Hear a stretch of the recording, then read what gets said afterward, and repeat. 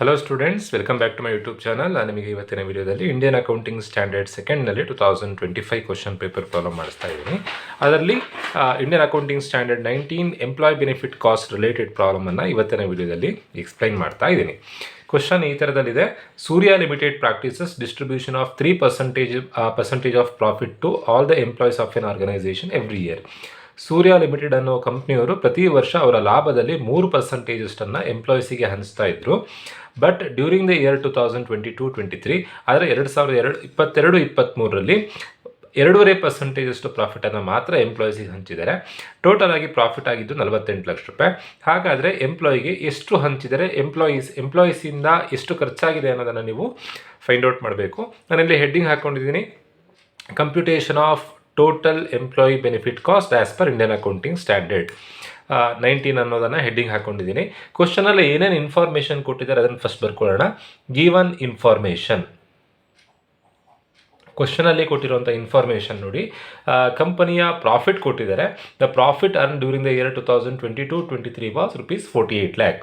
Profit ಕ್ವಶನಲ್ಲಿ ಅವರೇ ಕೊಟ್ಟಿದ್ದಾರೆ. ಪ್ರಾಫಿಟ್ ಎಷ್ಟು ಅಂತಂದರೆ ಪ್ರೀವಿಯಸ್ ಇಯರ್ನಲ್ಲಿ ಆಗಿರುವಂಥ ಪ್ರಾಫಿಟ್ 48 ಲ್ಯಾಕ್ ಪ್ರಾಫಿಟ್ ಆಗಿದೆ.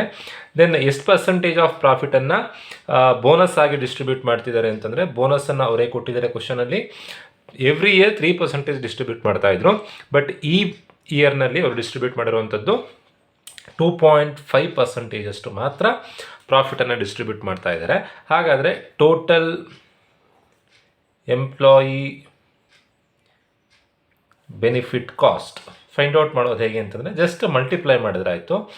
ಕಂಪ್ನಿಯಲ್ಲಿ 48 ಲಕ್ಷ ರೂಪಾಯಿ ಲಾಭ ಆಗಿತ್ತು, ಎಂಪ್ಲಾಯೀಸಿಗೆ 2.5% ಕೊಡ್ತಾ ಇದ್ದಾರೆ.